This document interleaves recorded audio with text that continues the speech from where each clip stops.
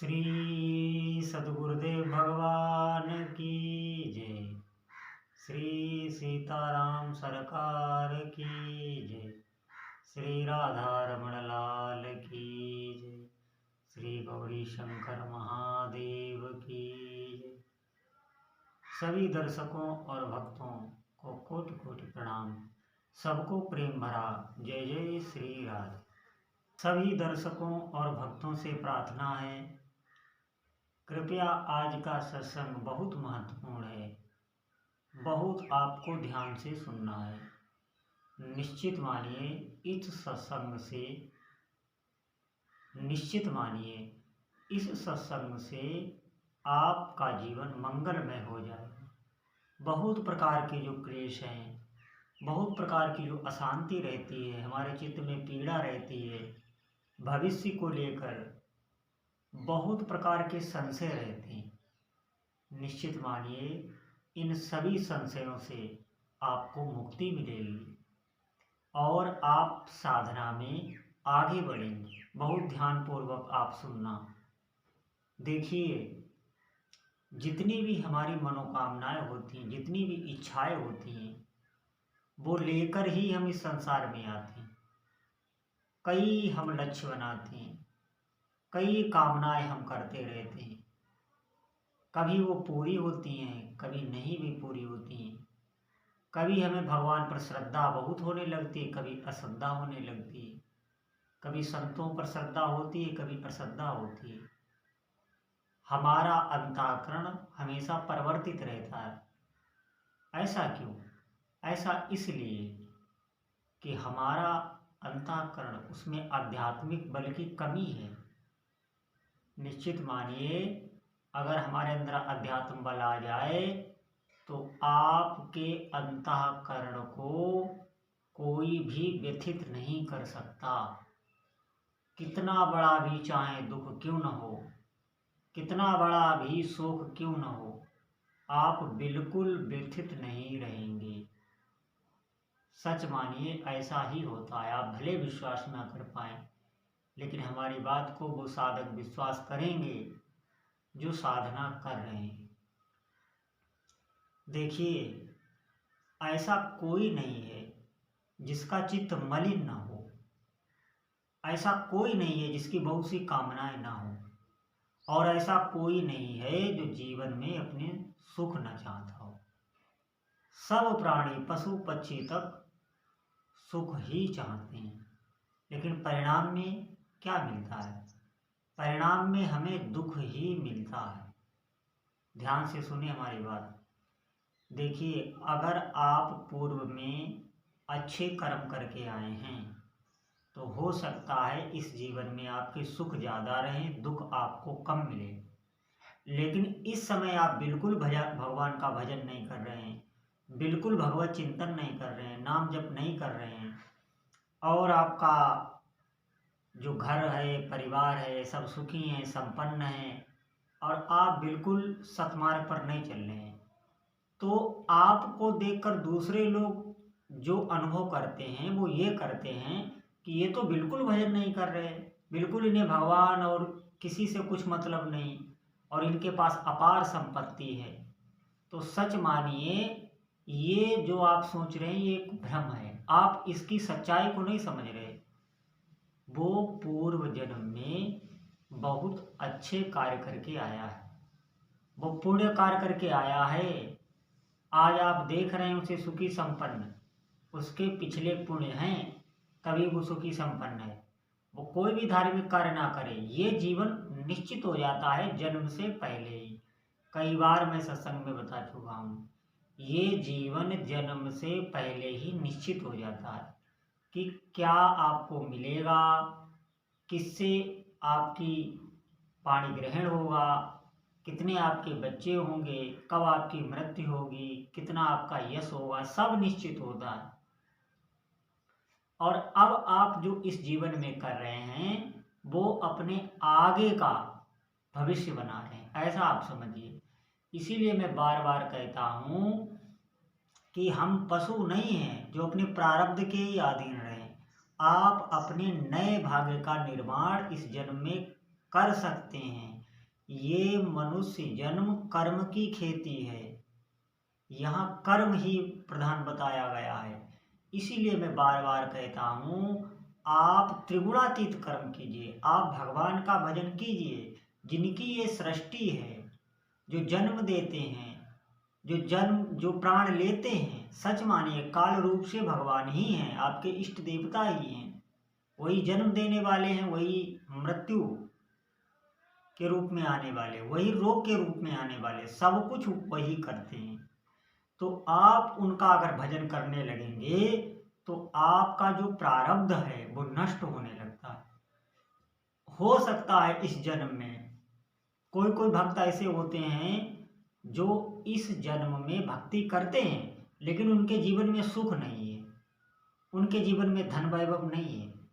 निश्चित मानिए आप हारे ना, आप जो बह रहे हैं वो आगे का है। इस जन्म में जो भी आप कर रहे हैं वो सब मिलेगा, एक एक नाम का फल आपको मिलेगा। जितनी भी आप भगवत आराधना कर रहे हैं ये अमोघ होती है। सच मानिए ये कभी नष्ट नहीं होती, ये कोई चुरा नहीं सकता। संसार का धन वैभव आपका छीन लिया जाएगा, कोई चुरा भी सकता है, लेकिन ये परमार्थ का धन है, ये कोई भी आपका नहीं छीन सकता। ये अमूल्य निधि है। सच मानिए आप क्या सोचते हैं कि हमारा ये पहला ही जन्म है, खूब खाएं पिएं भोगे मौज उड़ाएं, मरने के बाद कौन देखता है? नहीं, मरने के बाद आप ऐसे ही रहते हैं जैसे आज हैं, सब कुछ अनुभव में आता है। अगर आप भजन नहीं करेंगे, अगर आप नाम जप नहीं करेंगे तो मूढ़ता में जीवन जाता है। मूढ़ता में जैसे कर्मों के अनुसार आपकी योनि बदल गई, आप पशु पक्षी हो गए, आप किसी भी योनि में भूत प्रेत आदि योनि में चले गए, तो अज्ञान में चले गए आप अनंत काल तक। सच मानिए वो ऐसे समझो एक अंधेरी रात होती है, पता नहीं फिर मनुष्य जीवन कब मिले। इसलिए बहुत होश में एक एक क्षण आप साधना करिए। इस जीवन में आपके जो भी निश्चित हो गया है वो तो आपको मिलेगा ही, लेकिन आप अगर भजन कर रहे हैं, आप अगर अपने इष्ट देव का नामों का जप कर रहे हैं और सभी कार्य कर रहे हैं, तो वो कार्य भी जो आप कर रहे हैं वो भी पूजा बन जाते हैं। आप नाम जपते हुए कोई भी कार्य करें वो पूजा ही हो जाता है। आपका घर गृहस्थी का जितना भी कार्य है वो सब पूजा हो जाता है। लेकिन विधि क्या है? आप अपने इष्ट देव के समर्पित होकर उनका भजन कीजिए। उन्हीं के लिए जीना है, उन्हीं के लिए मरना है। लक्ष्य हमारे प्रभु हैं, हम उनका भजन नहीं छोड़ेंगे। हम संसार के सभी कार्य करेंगे पर वो साथ में उनका भजन भी करेंगे, तो वो गृहस्थी धर्म भी आपका पूजा बन जाता है। आप गृहस्थ धर्म में रहते हुए भी साधु हैं, ये बात समझें। और पूर्व जन्म के जितने भी हमारे कर्म हैं वो आपके नष्ट होने लगते हैं, जितने भी अशुभ हैं। कई बार मैं बता चुका हूँ, अगर वास्तव में सुख शांति चाहिए, सुख चैन चाहिए, तो आप बिल्कुल घबराएं ना, बिल्कुल भजन में आप उताई ना करें, बहुत दृढ़ता से नियम लें और नाम जप के प्रति हमेशा जागृत रहें। सच मानिए आप देखें, अगर आप नहीं कर पा रहे हैं, अगर आपका मन व्यथित करता है, आप नाम जप में आपकी रुचि नहीं हो रही है, तो सच मानिए मैं आपको एक युक्ति बता रहा हूँ, आप अपने प्रभु से प्रार्थना करें, अपने इष्ट देव से रोज प्रार्थना करें कि हे प्रभु मैं तो आपका भजन करना चाहता हूँ, लेकिन मेरा मन इतना गंदा हो चुका है कि ये बार बार विषयों की तरफ ही जाता है। काम क्रोध मद लोभ, प्रभु इनसे मैं नहीं बच सकता, ये मेरी क्षमता से ऊपर के हैं, आप ही इनको नष्ट कीजिए। ये आपकी ही सेना है। सच मानिए ये इष्ट देव की ही सेना होती है। काम क्रोध मद लोभ अहंकार ईर्ष्या राग द्वेष ये सब अलौकिक हैं। सच मानिए सब पर अधिकार जमा सकते हैं, चाहे जितना बड़ा भी योगी हो, चाहे जितना बड़ा भी तपस्वी हो, ये सब पर अधिकार जमा लेते हैं। क्यों? ये प्रभु की ही सेना है, यही तो उनका खेल है। आपको क्या करना है? न तो इनसे राग रखना है न द्वेष रखना है, हमें प्रभु से अपने इष्ट देव से प्रार्थना करनी है। एक ही रास्ता है, आप नाम जप कीजिए। जब आपको लगे कि हाँ मुझे क्रोध परास्त कर रहा है, मुझे काम परास्त कर रहा है, तो अपने प्रभु से ही आप प्रार्थना कीजिए। निश्चित मानिए ये विकार वो बहुत जल्दी दूर करते हैं। अगर आप करुणा से भरकर उनसे प्रार्थना करने लगेंगे कि हे प्रभु मेरे बस का नहीं है, आप मुझे बचाएं, आप ही मुझसे भजन करवाएं प्रभु, मैं भजन करना चाहता हूँ, अब आप मुझे शक्ति दें भजन करने की। देखिए कैसे आपका जीवन दिव्य होने लगता है। इस गृहस्थी में सभी कार्य करते हुए आप नाम जप कर पाएंगे। ये जो मैं बताता हूँ इसके लिए भी सामर्थ्य चाहिए।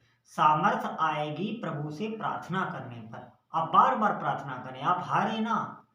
अगर आप नाम जप करते हुए अपने गृहस्थी के साथ सभी कार्य करेंगे तो निश्चित मानिए आप साधु ही हैं और वहीं आपको सिद्धि प्राप्त हो जाएगी। कहीं भी आप ना जाइए, सच मानिए आप खुद दर्शनी हो जाएंगे। ऐसा ही होता है, आप खुद दर्शनी हो जाएंगे। कहाँ आप दर्शन करने जाएंगे। आप प्रभु का नाम जप करिए, जो घर गृहस्थी के कार्य हैं उनको प्रभु के लिए ही करिए, समर्पित भाव से करिए और नाम जप करिए। देखिए कैसी कैसी विलक्षण आप जिस माहौल में हैं वही अनुभव होने लगते हैं। इस बात को समझें, इस पर ध्यान दें और चिंतन भी करें, आप करके देख लें। हमारे जो अशुभ जब तक रहते हैं तब तक वो हमें दुख देने का प्रयास करते रहते हैं। अगर आप भजन नहीं कर रहे हैं तो हो सकता है आप बहुत भयंकर भय में चले जाएं, आप साथ में चले जाएं। सच मानिए ऐसे ऐसे मानसिक क्लेश होने लगते हैं। जो भजन नहीं करते उन्हें ऐसा लगता है अब कौन हमारी रक्षा करेगा, अब मैं कहाँ जाऊं। क्यों? क्योंकि संसार में तो सब स्वार्थी ही हैं। वो जब वक्त पड़ेगा तब आपको धोखा ही देंगे, तो उस समय वो व्याकुल हो जाता है। लेकिन जो शरणागत भक्त है, जो भगवान का नाम जप कर रहा है, सच मानिए उसी समय तो उसकी मदद होती है, उसी समय उसका सहयोग होता है। तब उसे पता चलता है कि भजन करना क्या है। सच मानिए तभी उसे पता चलता है, मुसीबत में पता चलता है, जब उसके इष्ट देव उसके साथ खड़े होते हैं। कभी वो अपने भक्त का विश्वास नहीं तोड़ते,